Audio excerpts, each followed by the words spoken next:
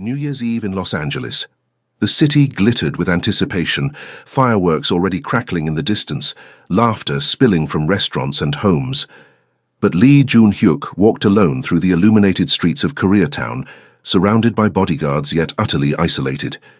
The feared Korean Mafia boss, known throughout the city's underworld as the Ice King, carried the weight of absolute power and complete loneliness in equal measure. His tailored black coat hung open, revealing the white shirt beneath, 4 buttons undone as always, exposing the intricate tiger tattoo coiling up his neck, a symbol of strength that felt hollow tonight. At 38, he commanded an empire built on fear and respect, but families crossed the street when they saw him coming. Children hid behind their parents. He was untouchable, unreachable. Across the street, pressed against the frost-covered windows of St. Mary's orphanage, 2 pairs of brown eyes watched him with an intensity that would change everything. 9-year-old twin sisters Lila and Luna Carter had been observing this lonely man for months, and tonight they'd made a decision that terrified and thrilled them in equal measure. Lila Carter's breath fogged the window as she traced her finger through the condensation, creating a small circle to peer through. Beside her, Luna pressed close, their dark curls, one with beads clicking softly, 1 in 2 neat braids, touching as they watched the man in the black coat walk past the orphanage for the 3rd time that week. "He's always alone," Luna whispered, her voice carrying that note of sadness that had lived in it since their mother died 5 years ago. "Even with all those scary men around him." "Mama said nobody should be alone on New Year's Eve," Lila replied, her hand finding her sister's. At 9 years old, the twins had learned to read people with the sharp awareness of children who'd survived loss too early. And what they saw in Lee Jun-hyuk wasn't the monster the other orphans whispered about. It was loneliness that mirrored their own. Sister Margaret's voice echoed from the common room. "Girls, dinner in 5 minutes. Stop daydreaming at those windows." The twins exchanged a look that needed no words. 5 years of sharing a bunk bed, 5 years of being each other's only family, had created a language between them that transcended speech. Lila's brown eyes sparked with determination. Luna's widened with a mixture of fear and excitement. "We can't," Luna breathed. "If we get caught, Mama's recipe." Lila interrupted, pulling a crumpled, stained index card from her pocket. Their mother's handwriting faded but still legible, sweet potato pie, for New Year's and new beginnings. "Remember what she always said." Luna's fingers trembled as she touched the card. "Food is love, and love shared on New Year's Eve brings blessings for the whole year." "That man needs blessings," Lila stated with the absolute certainty of childhood faith, "and we're going to give them to him." The plan formed quickly, whispered in the dark after lights out. St. Mary's orphanage, despite Sister Margaret's best efforts, was underfunded and understaffed. The security system was old, the back door lock faulty. The twins knew every creaking floorboard, every shadow that could hide them. They'd been planning their escape for months, not to run away forever, but for one specific purpose. Tonight was the night. At 10:47 p.m., while fireworks began their early celebration across Los Angeles, 2 small figures slipped through the orphanage's back door. Lila carried a worn backpack containing their mother's recipe card, 3 sweet potatoes borrowed from the kitchen, and a battery-powered camping stove they'd found in the storage closet. Luna clutched a small photograph, the last picture of their mother, her warm smile captured forever in faded colors. The winter air bit at their faces as they navigated the darkened streets of Koreatown. They'd watched Lee Jun-hyuk's patterns for months. Every New Year's Eve, he walked from his restaurant, the Midnight Garden, to the small memorial park 3 blocks away. He always stopped at the same bench. He always stayed for exactly 1 hour. He was always alone. "What if he says no?" Luna asked as they hurried down an alley, their second-hand coats pulled tight against the cold. "Then we try harder," Lila answered, her jaw set with stubborn hope. "Mama never gave up on nobody. We won't either." Across the city, Lee Jun-hyuk sat in the back of his armored Mercedes, staring at the streets he controlled but never truly inhabited. His driver, Min Jun, knew better than to speak when the boss wore that particular expression, the one that suggested he was somewhere far away, lost in memories that had teeth. "The park, sir," Min Jun asked softly. Jun-hyuk nodded once, his hand unconsciously rising to touch the tiger tattoo on his neck. His father had given him that tattoo the day he became the family's heir, 20 years ago, when he still believed power could fill the emptiness inside him, when he thought fear and respect were sufficient replacements for love. He'd been wrong. The Mercedes pulled up to Memorial Park at 11:03 p.m. June Hyuk's security team, 6 men in dark suits, fanned out with practiced efficiency, scanning the shadows, the rooftops, the street corners. This park, this bench, this ritual, it was the one vulnerability June Hyuk allowed himself. Once a year he came here to remember everyone he'd lost. His parents, dead in a rival family's attack 15 years ago. His younger sister, killed in the crossfire of a war he'd started in his rage and grief. His grandmother, who'd raised him, who'd taught him that strength without compassion was just brutality wearing a crown. He sat on the cold bench, surrounded by protection but feeling exposed nonetheless. The park was empty, midnight was still an hour away, and most people celebrated indoors on New Year's Eve, just him and his ghosts. Then he heard it, small feet on gravel, quick breathing, the rustle of a backpack. His hand moved to the gun at his waist as his security team tensed, already moving toward the sound. But what emerged from the shadows stopped everyone cold. 2 little black girls, no more than 9 years old, stood frozen at the edge of the lamplight. Identical faces, terror and determination, warring in their expressions. One held a backpack, the other held a photograph like a shield. "Sir," one of his men started, already reaching for them. "Stop." June Hyuk's voice cut through the cold air like a blade. His hand lifted, halting his security team mid-step. His eyes, dark and calculating, fixed on the twins with an intensity that should have sent them running. Instead, the girl with the backpack, Lila, stepped forward. Her voice shook, but her words were clear. "Mr. Lee, sir, we know it's New Year's Eve and you're probably real busy being important and scary and all that, but our mama, before she died, she taught us that nobody, and she meant nobody, should spend the new year alone. So we were wondering." She swallowed hard, her sister's hand finding hers. "Would you maybe want to have dinner with us?" Silence crashed over Memorial Park like a wave. Lee Jun-hyuk's security team stood frozen, hands on weapons, unable to process what they'd just witnessed. In 15 years of protecting the Ice King, they'd faced rival gangs, federal agents, and assassination attempts. Never 2 terrified children offering dinner. Jun-hyuk's expression remained unreadable, but inside, something shifted. These children? They'd been following him? Watching him? The strategic part of his brain catalogued this as a potential threat, a manipulation, a trap. But the tactical analysis dissolved as he studied their faces. Terror, genuine, bone-deep fear, but also something else, something he hadn't seen directed at him in years. Hope.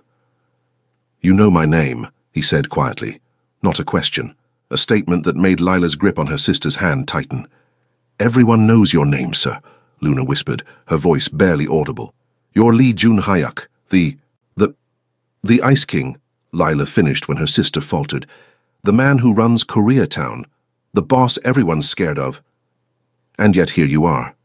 Jun-hyuk leaned forward slightly, his elbows on his knees, studying them with the same focus he applied to business negotiations. 2 children alone in the dark, approaching a dangerous man. "Either you're incredibly brave or remarkably foolish." "Mama said being brave and being scared feel exactly the same," Lila replied, her chin lifting despite the tremor in her voice. "The difference is what you do while you're feeling it." Something cracked in Jun-hyuk's chest, a sound, a feeling like ice breaking under pressure. "Your mother sounds wise." "She was," Luna said softly, holding up the photograph. Even in the dim park lighting, Jun-hyuk could see it. A beautiful black woman with the same warm eyes as her daughters, smiling at the camera with a joy that seemed to illuminate the faded print. "She died when we were 4. Pneumonia. We've been at St. Mary's Orphanage ever since." The orphanage. Jun-hyuk knew it. A struggling institution 3 blocks from his restaurant, always on the edge of closure, kept alive by donations his grandmother had arranged years ago. Donations he'd continued out of habit, not sentiment. Or so he'd told himself. "You escaped," he observed. "The sisters must be searching for you." "We left a note," Lila said quickly. "Said we'd be back before midnight. We wanted to make you dinner. For New Year's." Why? The question emerged harsher than he'd intended. Why would you risk punishment, danger, everything for a stranger, especially one as lonely as us? Luna finished gently. The words hit Jun-hyuk like a physical blow. His security team exchanged glances. They'd never seen their boss rendered speechless. Min-jun, who'd driven for the family for 30 years, barely suppressed his shock.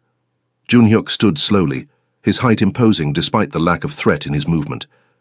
You should go back, now, before you're missed further.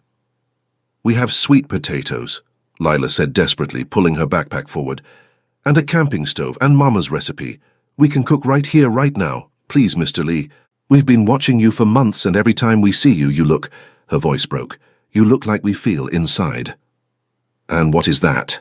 Jun-hyuk asked, his voice barely above a whisper.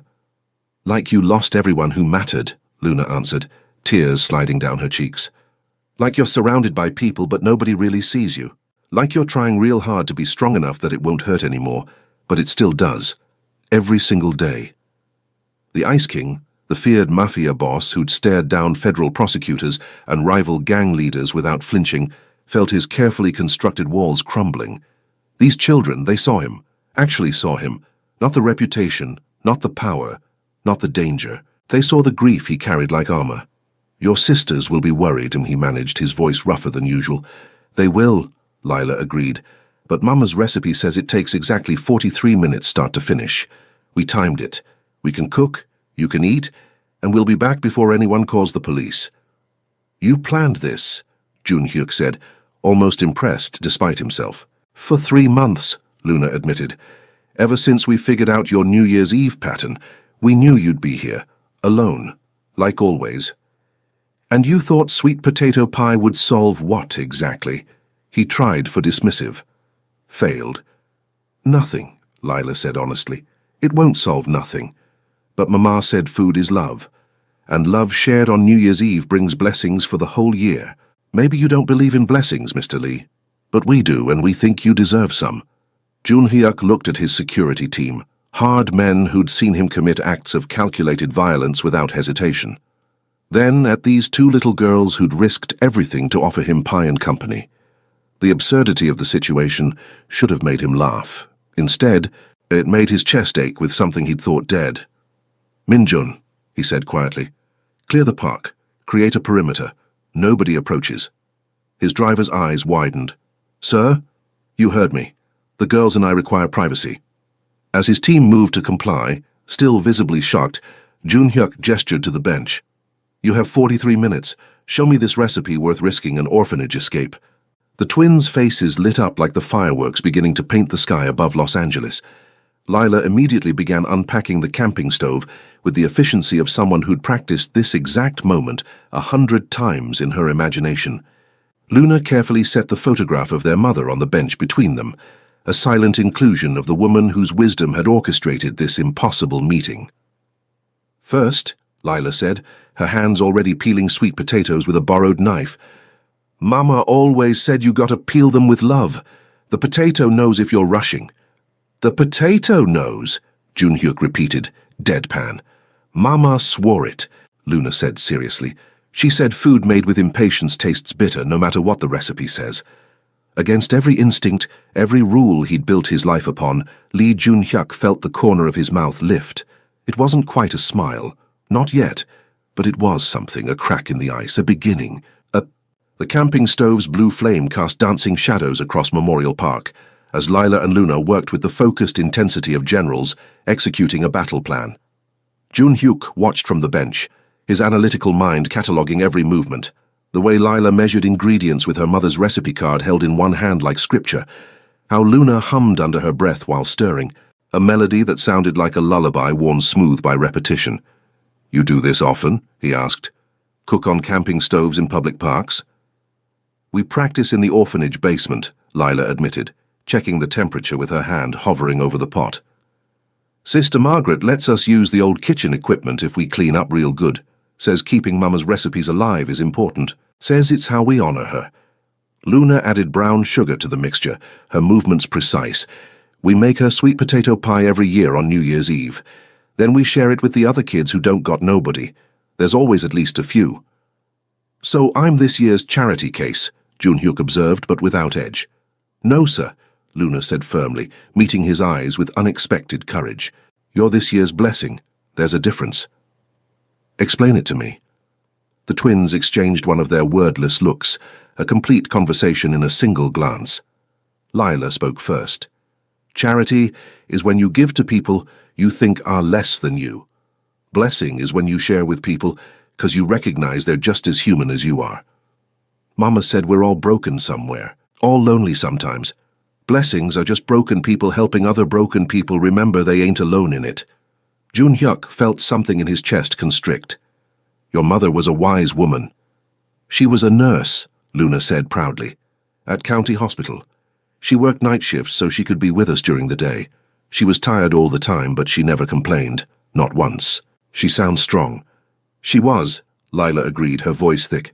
"But strong don't always save you. She got pneumonia from working too hard.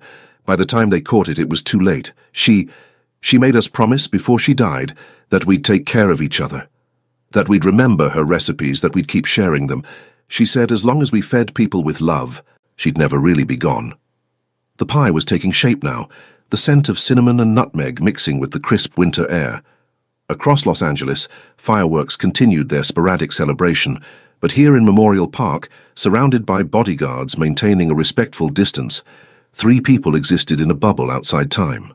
"What about your people?" Luna asked suddenly, her boldness surprising even her sister. "You got family, Mr. Lee." The question should have been intrusive, should have triggered Junhyuk's instinct to shut down, to redirect, to intimidate. Instead, he found himself answering with a honesty that unsettled him. "I had family," he said quietly. "Parents, a sister, a grandmother who raised me when they died." His hand rose unconsciously to the tiger tattoo on his neck. "My grandmother gave me this, said the tiger protects what it loves with everything it has. She wanted me to remember that strength isn't just about power, it's about protecting the people who matter." "What happened to her?" Lila asked gently. "She died 3 years ago. Heart attack. Quick. Painless." Junhyuk's jaw tightened. "I was in Tokyo closing a business deal. I didn't make it back in time to say goodbye." Luna's small hand found his, tentative, brief, but deliberate. "We didn't get to say goodbye to Mama neither. Sometimes we dream she's still here. Sometimes it's nice. Sometimes it makes waking up hurt worse." "Yes," Junhyuk breathed. "Exactly that." The pie finished cooking at 11:01 p.m., exactly 43 minutes, just as Lila had promised. The twins had brought paper plates and plastic forks in their backpack, along with 3 napkins and a small candle that Luna lit with shaking hands. "Mama always said you gotta make a wish when you share New Year's Eve pie," she explained. Setting the candle in the center of their makeshift table, Junhyuk's coat spread across the bench like a tablecloth. "You light the candle, you make your wish, then you share the food, and the wish comes true. Or at least, it's got a better chance." "I don't believe in wishes," Junhyuk said automatically. "That's okay," Lila replied, cutting the pie into 3 equal pieces with the seriousness of a surgeon. "We'll believe enough for all of us." They ate in companionable silence, the simple sweetness of the pie carrying flavors that had nothing to do with ingredients: love, memory, hope, grief. Junhyuk, who dined regularly in Michelin-starred restaurants, who had personal chefs and imported delicacies, had never tasted anything quite like this. "Your mother was talented," he said finally. "She said cooking was science and magic mixed together," Luna explained. "Science in the measurements and timing, magic in the intention. If you cook with love, people taste it. If you cook with anger, they taste that too." "And what did you cook this with?" Junhyuk asked. The twins looked at each other, then at him. "Hope," they said in unison. At 11:54 p.m., Junhyuk's phone buzzed. Min Jun, discreet but urgent. "Sir, the orphanage has called the police. 2 missing children. They're organizing a search." Junhyuk's decision took less than a second. "Tell them the children are safe. I'm returning them personally." He stood, brushing crumbs from his expensive coat. The twins immediately began packing up with practiced efficiency, no trace of their meal left behind except the memory. "You shouldn't have done this," Junhyuk said as they walked toward his Mercedes, his security team falling in around them like shadows. "It was dangerous, reckless. Yes, sir, Lila agreed. But was it worth it? June Hyuk looked down at these two small girls, who'd somehow seen past every wall he'd built, who'd offered him pie and companionship without asking for anything in return, who'd risked punishment and fear because they believed, truly believed, that no one should be alone on New Year's Eve. "Get in the car," he said gruffly. "We have 6 minutes to get you back before midnight." But as they climbed into the Mercedes, Luna whispered to her sister loud enough for June Hyuk to hear. He didn't answer the question. No, he hadn't, because the answer terrified him. Yes, it had been worth it. More than worth it. It had been everything. The Mercedes pulled up to St. Mary's Orphanage at 11:58 p.m., precisely 2 minutes before midnight. The building blazed with lights, every window illuminated, police cars parked haphazardly in front, officers coordinating with distraught staff members. Sister Margaret stood on the front steps, her face a mixture of fury, relief, and exhaustion that spoke to 5 hours of frantic searching. Then she saw Lee Jun-hyuk's car. Her expression shifted to something approaching cardiac arrest. "Stay in the vehicle," Jun-hyuk commanded. But Lila and Luna were already moving, their hands finding each other as they prepared to face consequences they'd known were coming. "It'll be okay," Lila whispered to her sister. "We did the right thing." "Will it, though?" Luna asked, her earlier bravery crumbling as reality crashed in. "We broke so many rules, Lila. What if they separate us? What if—" "I won't let that happen." The words emerged from Jun Hyuk's mouth before his brain had approved them. 3 heads turned, the twins in shock, Min Jun in his rearview mirror with raised eyebrows that spoke volumes. "Sir?" Min Jun ventured carefully. Jun Hyuk didn't answer. He was already exiting the vehicle, his presence causing an immediate ripple effect. Police officers reached for weapons. Sister Margaret descended the steps like an avenging angel. Orphanage staff gathered at windows, whispering urgently.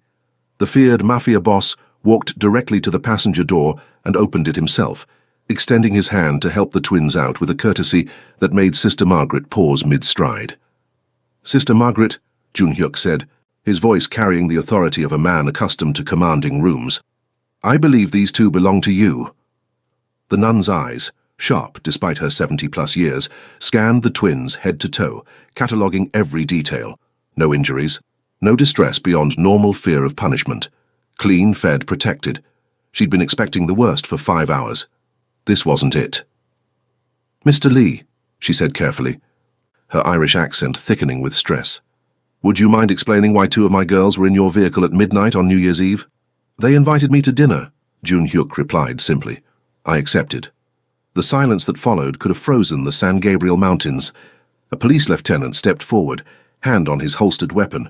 "Sir, we are going to need more explanation than—" "Lieutenant Park." Jun Hyuk's tone could have cut glass. "These children are safe, unharmed, and accounted for. I suggest you and your men return to actual emergencies." Sister Margaret held up a hand before the situation could escalate.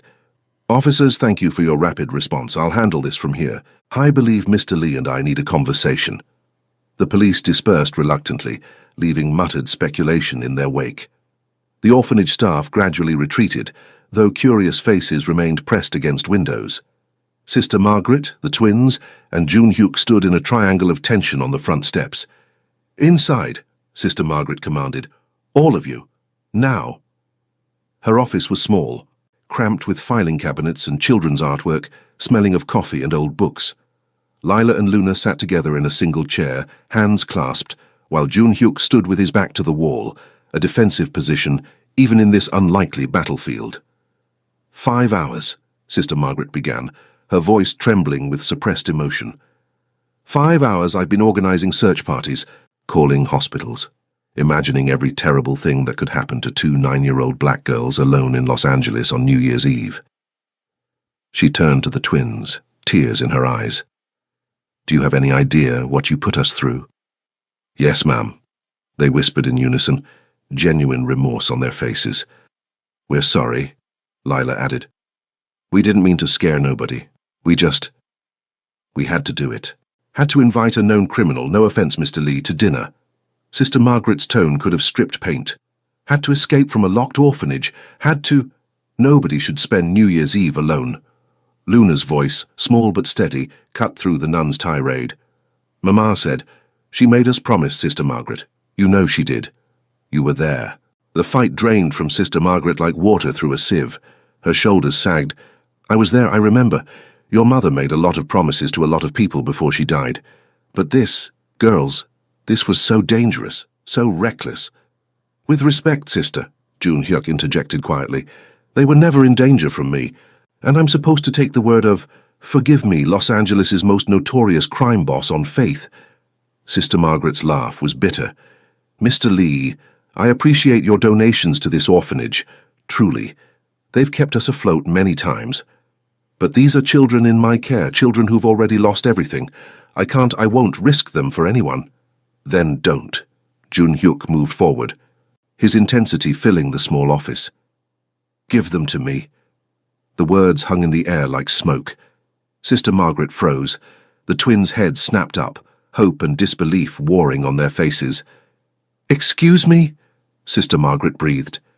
"You said they've lost everything, that you're responsible for them, that this orphanage is barely surviving." Jun Hyuk's words came faster now, driven by something he didn't quite understand, a certainty that felt both terrifying and inevitable. "I can give them stability, education, protection, everything they need." "You're offering to adopt them." Sister Margaret's voice was flat with shock. "Yes. You, a single man, a criminal, a man who lost his entire family," Jun Hyuk interrupted, his voice raw. "A man who's been alone for 3 years because he thought power was enough. A man who just spent 43 minutes eating sweet potato pie with 2 children who saw him, actually saw him, and decided he was worth saving." His hand rose to his neck tattoo again. "My grandmother told me the tiger protects what it loves. These girls, they invited me to dinner knowing who I am, what I am. They offered me hope without asking for anything in return. They treated me like a human being instead of a threat. I won't fail them the way I failed everyone else." Sister Margaret looked at the twins. "Is this what you want?" Lila and Luna's answer came in stereo, immediate and absolute. Yes. Outside, midnight arrived. Fireworks exploded across Los Angeles, painting the sky in brilliant colors. The new year had begun, and with it, everything changed. The adoption process, Jun Hyuk discovered, made hostile business negotiations look simple. Over the next 3 months, he navigated social workers, background checks, home inspections, and bureaucratic mazes that would have broken lesser men. His organization's resources helped: legal teams, character witnesses, strategic donations. But mostly it was the twins themselves who tipped the scales. "He comes every day," Lila told the social worker during her evaluation. "Every single day since New Year's Eve. Even when he's busy. Even when he's got important mob stuff, business meetings." Her quick correction made the social worker hide a smile. "He brings us books and teaches us Korean words and listens when we talk about mama." Luna added quietly, "He remembers things, like how I don't like mushrooms, and Lila gets scared during thunderstorms. He remembers the little stuff that people usually forget about kids like us." The social worker, Mrs. Chen, a formidable woman who'd seen every manipulation tactic imaginable, studied Lee Jun Hyuk during his interview with the sharp focus of a predator assessing prey. "Mr. Lee, let's be direct. You run a criminal organization. You've been investigated by the FBI.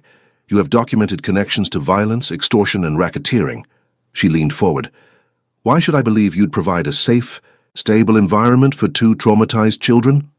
Jun Hyuk met her gaze without flinching. "Because I understand loss in ways most adoptive parents don't. I know what it's like to have everything ripped away, to build walls so high you forget what warmth feels like, to convince yourself that power and control can substitute for love." He paused. "Those girls climbed my walls in 43 minutes with nothing but sweet potato pie and honest compassion. They didn't fix me. They showed me I was worth fixing. I want to do the same for them." Pretty words. "I'm not offering words. I'm offering my life." Jun Hyuk pulled out documents, transfer of his primary assets into a trust for the twins, restructuring of his business interests, plans for legitimate enterprises. "I've started divesting from questionable ventures, creating legal revenue streams. Yes, it'll take years. Yes, there are aspects of my past I can't erase, but I can build a different future, with them, for them." Mrs. Chen's expression softened fractionally. And if they want normal, PTA meetings and soccer games and boring suburban existence, then I'll learn to be boring. Junhyuk's lips quirked in something almost like a smile. I've mastered hostile takeovers and international negotiations. I believe I can handle carpools and parent-teacher conferences. On March 15, 2025, exactly 2.5 months after that New Year's Eve dinner, Lila and Luna Carter became Lila and Luna Carter Lee. The adoption ceremony took place in a modest courtroom, with Sister Margaret crying into tissues, Mrs. Chen smiling despite her professional demeanor, and Min Jun standing as an official witness with barely concealed emotion. Jun Hyuk, wearing his signature white shirt with 4 buttons undone and his tiger tattoo visible, knelt before the twins and made a promise that echoed his grandmother's wisdom. I will protect what I love with everything I have. You are mine now, and I am yours. We're family. The twins, wearing matching dresses that Sister Margaret had somehow acquired, threw their arms around their new father with a force that nearly knocked him over. For the first time in 3 years, Lee Jun-hyuk, the Ice King, the feared Mafia boss, let tears fall unchecked. The house Jun-hyuk purchased surprised everyone. Not a fortress in Koreatown, not a mansion in Beverly Hills, but a comfortable home in Pasadena with a yard, good schools nearby, and neighbors who watched out for each other. He'd chosen it specifically because Lila had mentioned wanting a tree swing, and the property had a perfect oak tree in the backyard. The first night in their new home, the twins stood in their bedroom, actually decorated for children, with twin beds covered in colorful quilts and shelves for books, and a window seat for reading, and Luna whispered, "Is this real?" "It's real," Jun-hyuk answered from the doorway, his arms full of bedtime storybooks. "This is your home. Forever."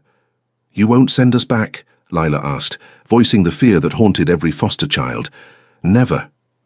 Jun-hyuk set down the books and sat on the edge of Luna's bed, gesturing for Lila to join them. "You're stuck with me now, through bad grades and teenage rebellion and whatever else comes. I'm your father. That's not a temporary arrangement." "Even if we mess up?" Luna pressed. "Especially when you mess up. That's when family matters most." He paused, choosing his words carefully. "I need you to understand something. My past, the things I've done, the reputation I carry, that won't disappear overnight. There will be challenges, people who judge you because of me, situations that aren't fair or easy." "We know," Lila said simply.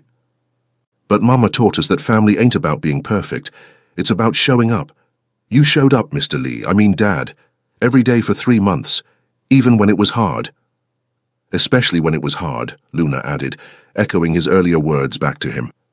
Jun-hyuk felt his chest constrict with an emotion he was still learning to name. Love. Paternal, protective, overwhelming love. "Your mother was right about many things. Food is love. No one should be alone on New Year's Eve. And family, real family, shows up."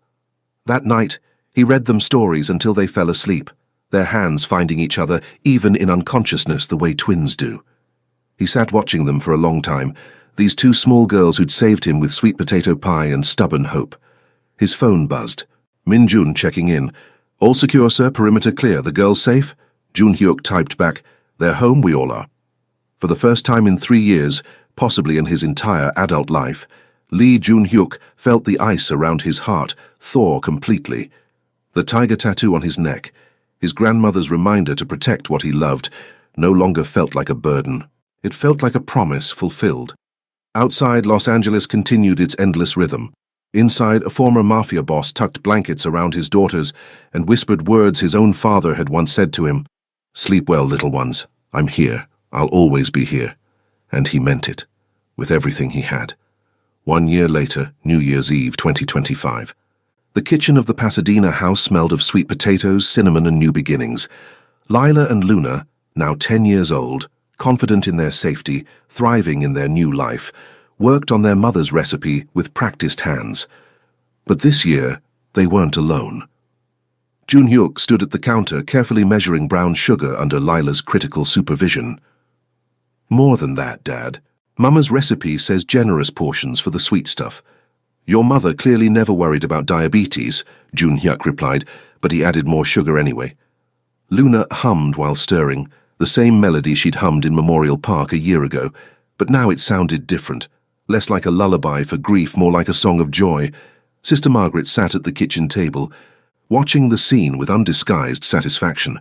She'd become a regular visitor, an unofficial grandmother who brought wisdom and terrible puns in equal measure. "You've done well, Jun Hyuk," she said softly. "Better than I imagined."